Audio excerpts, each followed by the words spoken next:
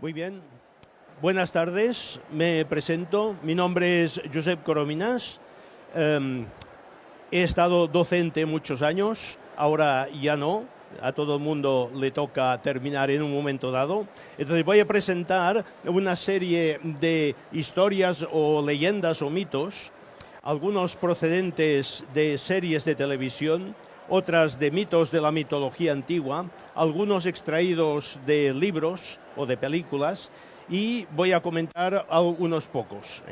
Entonces, esto es el título que yo voy a presentar aquí, y el primero que voy a comentar es este que habla de posibles pilas. Hay algunas pilas que podríamos comentar auténticas pilas de ficción.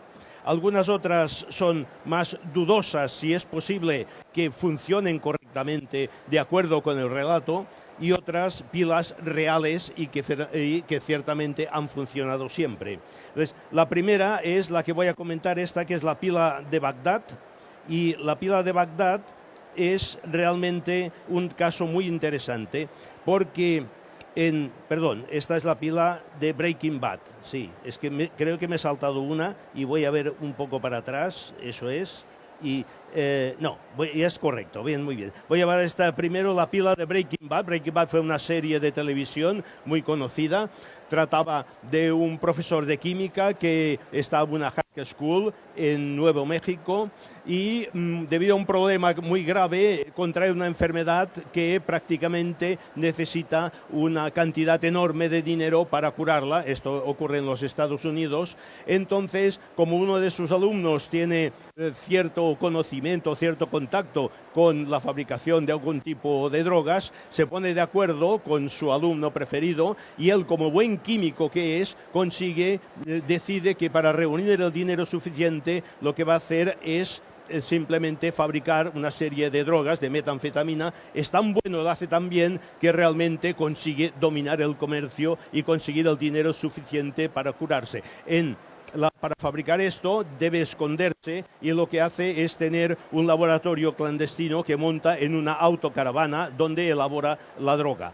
El problema es que un día aparcan la autocaravana en el desierto y el problema es que se queda con las luces encendidas y entonces se acaba la batería. El problema es que no hay manera de encontrar un sistema de recargar la batería, pero él, que es un buen químico, decide hacerlo. Y la batería que decide hacerlo es simplemente, creo que va a utilizar, pues, en primer lugar, recogerá tornillos, cantidad enorme de tornillos que tienen por ahí la caravana, y luego utilizará grafito que desmonta de las pastillas de freno. Y con el grafito, las pastillas de freno, y siempre que para elaborar esta droga tiene hidróxido de potasio, entonces puede simplemente generar una pila electroquímica con la cual, poniendo varias en serie, conseguirá recargarlas. Su pila electroquímica es parecida a la que yo voy a presentar aquí. Simplemente he utilizado, aquí tengo un poco de una solución de hidróxido de potasio. Tengo aquí una solución de hidróxido de potasio. Esta solución de hidróxido de potasio le voy a clavar unos tornillos, tal como dice que lo hizo él. Son tornillos zincados, y luego le voy a clavar aquí una barra de grafito. Y entonces vamos a ver la barra de grafito esta, si conseguimos medir algún tipo de diferencia de potencial. Yo voy a intentarlo, voy a conectar aquí y miraremos si medimos una diferencia de potencial. No sé si se ve, se aprecia un valor aquí, y con esta pila de aquí, no sé si marca un valor de 0,7 o 0,8 aproximadamente, y se podría discutir si con esto realmente se puede cargar una batería. Evidentemente, esto estamos midiendo una fuerza electromotriz. Aunque pusiera muchas, todo esto seguramente conseguiría un voltaje de unos 8 o 10 voltios, pero el amperaje no sería suficiente. Por tanto, es discutible si los autores de la serie tuvieron razón o no para montar esta pila de aquí. Otra pila interesante es la llamada pila de Bagdad. En los años 30 del siglo pasado, en las afueras de Bagdad, unos arqueólogos sorprendentemente encontraron una vasija, como esta de aquí, o como esta pequeña de aquí, y esta vasija de aquí contenía dentro, pues simplemente un trozo de tubo de cobre y un clavo de hierro muy oxidado. La pregunta es, ¿para qué podía servir esto? Y de aquí vino la especulación, puesto que aquí tenemos dos metales y la posibilidad de utilizar, por ejemplo, vinagre o zumo de fruta para colocar aquí dentro, esto podría ser una pila. ¿Qué salto podía haber dado la humanidad si hace 2500 años tuvieran ya una pila? Realmente es curioso porque voy a poner un poco de vinagre aquí. Esto es un poco de vinagre, es un vinagre que tiene un 6%, un poco más. Si coloco un poco de vinagre aquí dentro y espero un momento, podemos ver que efectivamente esto se comporta como una pila. El problema es, voy a ver si da un pequeño voltaje aquí, con esto de aquí. Voy a conectar el cable de cobre aquí y el de hierro aquí, y creo que también da un pequeño voltaje aquí. No sé si se aprecia un poco un valor pequeño de voltaje aquí. Evidentemente, si esto hubiera sido una pila, aquí se habría encontrado junto a la pila esta una serie de objetos galvanizados, recubiertos. No se encontró nada de esto, ni cables tampoco. Por tanto, queda para saber qué podía haber sido esto. Evidentemente es una supuesta pila, pero no tiene nada de real. Y entonces podemos ver una auténtica pila, que es la famosa pila de Daniel, que sale en todos los libros de texto. La pila de Daniel consiste simplemente en un metal con la disolución de sus iones, y en este caso voy a montar una pila de Daniel, pero es una pila de Daniel que va a ser muy interesante porque voy a utilizar para fabricarla espuma floral. Esto es espuma floral que simplemente se usa en floristerías para, mojada con agua, clavar aquí y mantener las flores en perfecto estado. Entonces tengo aquí un trozo de espuma floral. Este trozo de espuma floral lo mantengo mojado en solución de sulfato de cobre. Aquí tengo un trozo de espuma floral en sulfato de cobre. Aquí ya tengo otro trozo de espuma floral que mantengo sumergido en solución de sulfato de zinc, y tengo aquí lo que será el puente salino. Y el puente salino es simplemente otro trozo de espuma floral que he mojado en solución de hidróxido de potasio. ¿Y cómo voy a montar esta pila? Es muy sencillo montar esta pila de aquí. Voy a poner el puente salino, voy a poner el trozo de sulfato de zinc, el trozo con sulfato de cobre, incluso lo puedo poner así, no importa, no se toquen. Entonces voy a clavar un trozo de metal zinc. Este creo que era el sulfato de cobre, me parece.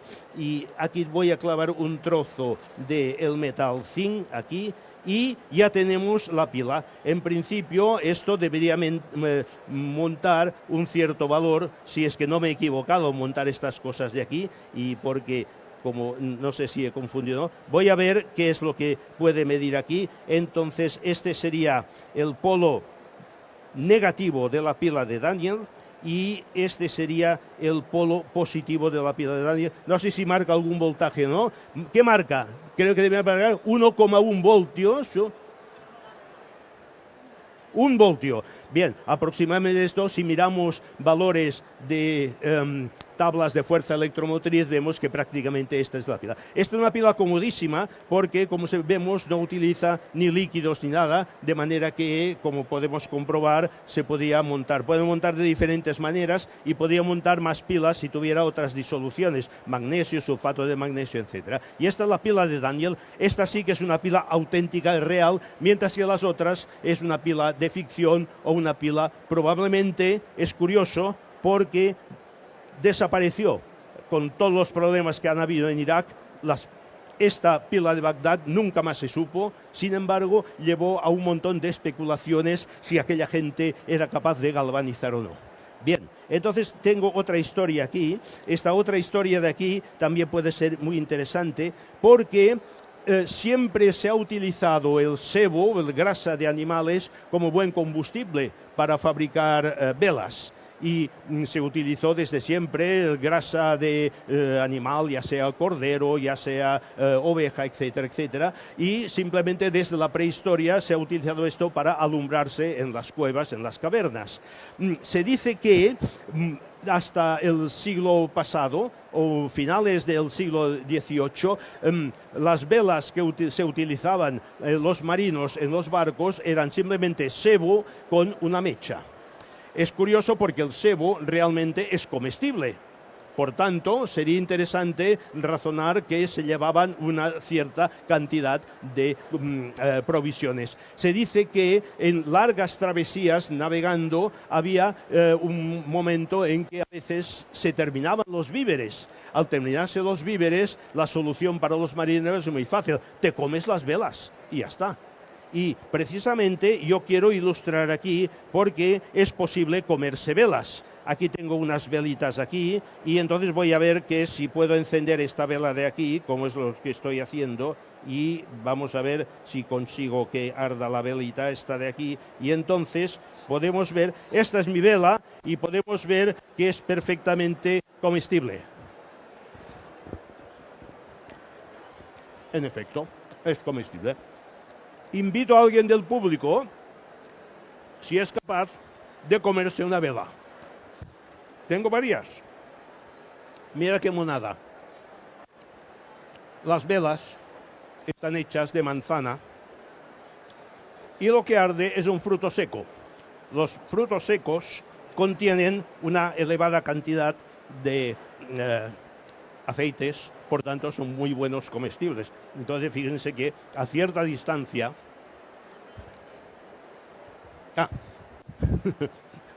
Gracias. A cierta distancia yo pongo un trozo de almendra, porque me gusta más la almendra, podría hacer otra cosa, y entonces acerco un poco la llama y se puede hacer con un plátano también, porque el plátano también. Lo que pasa que la manzana aguanta más tiempo y el plátano no, y entonces no sé si a alguien le hace gracia comerse una velita de estas, de aquí tan mona, porque tiene, bueno, vale, porque tiene hambre. Primero se sopla, luego se cuenta una patata, dos patatas, y luego se come. Se sopla, una patata, dos patatas. Ajá. Tengo más. Luego dejaré aquí como merienda. Puede ser útil también. Muy bien, esta es la historia. Entonces, es curioso porque el sebo se ha utilizado hasta el año 1990. McDonald's freía patatas con sebo, no con aceite. Toma ya McDonald's y la manera de usar las cosas. Muy bien. Estas son las velas y las manzanas. La manzana la forma con estos útiles de cocina que permiten sacar el corazón de la manzana, sale perfecto aquí y ya está. Muy bien, y esta es la última historia que voy a explicar aquí, es el caso de Gulliver, sacado de un libro del escritor irlandés Jonathan Swift, el cual quiso montar una sátira contra los libros de viajes que eran, digamos, de moda en los siglos XVII, XVIII. Entonces, montó una historia que era el viajero Gulliver, que emprende un viaje, embarca en una nave, esta se ve dentro de una enorme tormenta, el barco naufraga, Gulliver consigue salvarse, llega a una isla, se duerme en la playa exhausto y al día siguiente se despierta atado de pies y manos por una serie de personajes diminutos de unos 15 centímetros. Se presenta al rey de la isla, diciéndole que ha llegado a la isla de Lilliput. Sus habitantes 15 centímetros son los liliputienses. A cambio de liberarse de las ataduras, llega a un pacto y es el que se pondrá al servicio del rey. Entonces el rey dispone de un gigante para hacer cualquier cosa que pretenda. Como os ven en la segunda imagen, una de las cosas que consigue es capturar la flota enemiga, porque se mete en el mar, ata los barcos y se los lleva allí. Entonces ya resulta que tiene el favor del rey. Una noche hay un problema grave, el castillo real arde por los 4 costados. El único que puede llegar a dar un poco de auxilio es el gigante Gulliver. Se le pide auxilio, el gigante Gulliver se presenta allí, le dan una serie de cubos microscópicos, no puede apagarlo, y haciendo calor y habiendo bebido bastante por la noche, se le ocurre hacer esto de aquí. Voy a hacer este experimento yo mismo, si me permiten. Entonces aquí tengo este pequeño mini gigante, este será una representación del gigante Gulliver, y lo único que necesito, creo que es mojarlo un poquito, a ver si es verdad que puedo mojar un poquito, y el gigante, como vemos, hace lo que hizo Gulliver aquí, que vemos perfectamente. Vean qué potencia tiene el bicho este de aquí, que llega a cierta distancia. Es interesante porque estamos viendo aquí una idea física muy simple. Estas son figuras de barro poroso y exactamente lo mismo que un cántaro. Lo que pasa que en este caso lo dejo sumergido en agua, lo sumerjo en agua y entonces durante un tiempo largo penetra agua dentro y como la figura está vacía me queda abajo una cámara de agua y arriba una cámara de aire. Cuando mojo con agua caliente se dilata el aire, aumenta la presión y sale por el agujero este. Bien, pues esta es la tercera historia y lo único que me queda son darles las gracias a todos ustedes. Ya está. Gracias.